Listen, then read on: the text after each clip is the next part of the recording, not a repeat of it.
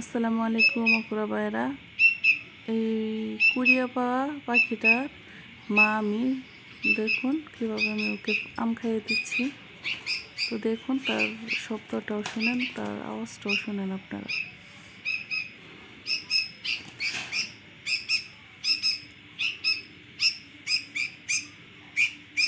পাগল হয়ে গেছে খাওয়ার জন্য, দেখুন।